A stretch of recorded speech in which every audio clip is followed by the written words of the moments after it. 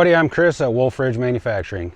Today is Thursday, November 18th, and it's cold out. She's blowing pretty good, and it's about 32 degrees for a high today. It was down in the 20s last night.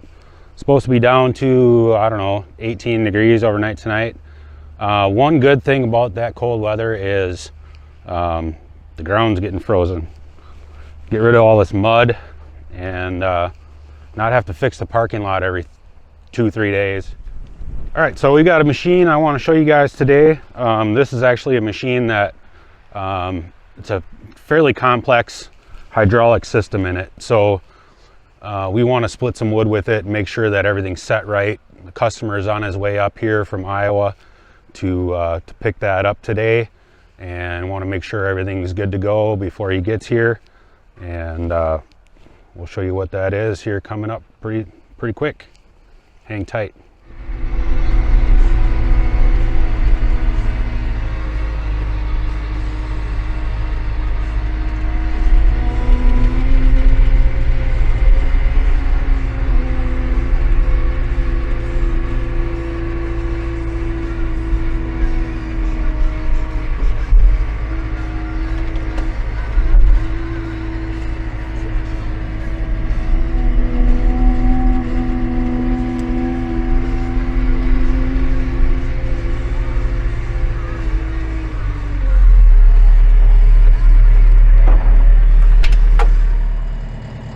Right, our firewood bucket's been getting used and abused, actually pulling out a basement.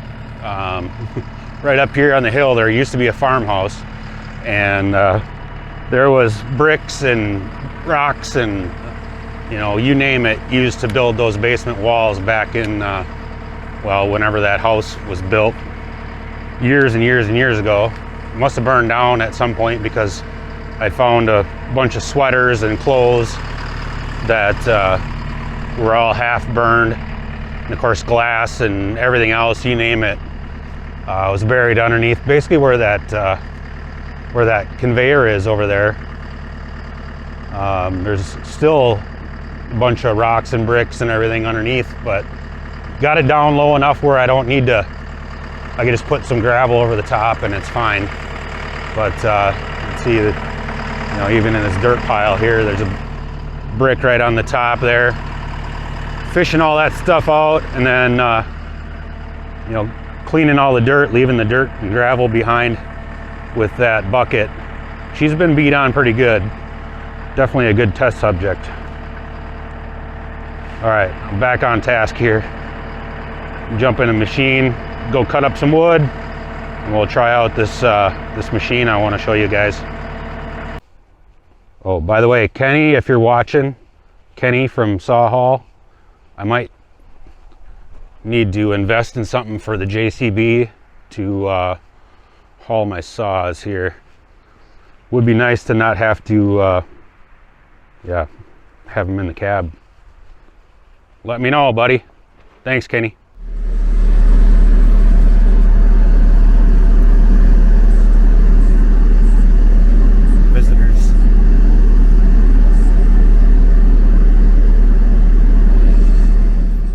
All right, we're out in the Midwest Firewood Frenzy grounds, and we'll spin you around here.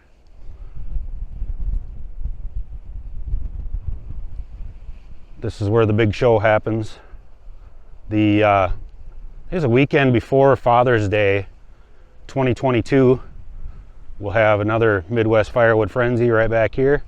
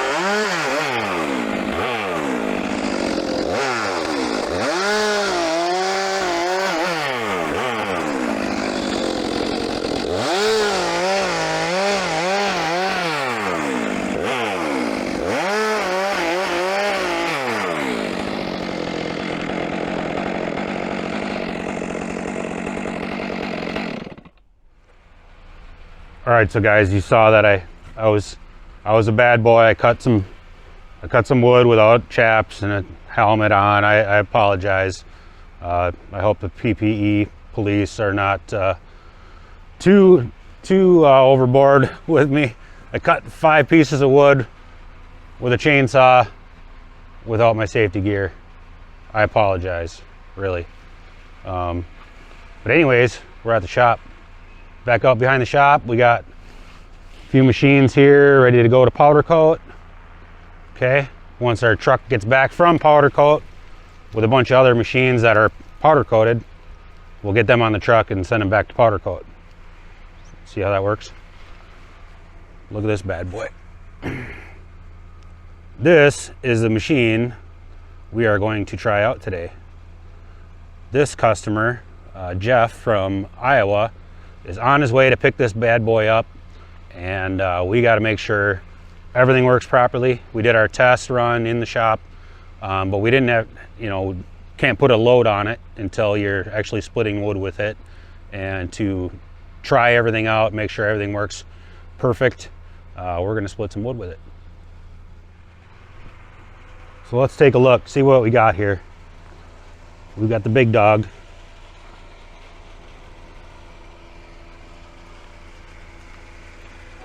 .35 SHO box wedge. And this one, the reason why we need to check it out, look at the size of that push block on there. It's 18 inches wide, over a foot tall. Got the on these bigger push blocks, and that we use the brass slides. We do have those available for our normal machines. I prefer the Delrin, the composite plastic slides, because you don't have the grease. You don't have to grease it. But for these box wedge machines, this is a it's under so much more strain. That bigger push block, the bigger faceplate on it, and everything, that is takes more side load and everything on it. So we use the brass and the phenolic composite there with the grease. GX800 Honda EFI, about 25 horsepower, 6-gallon gas tank there.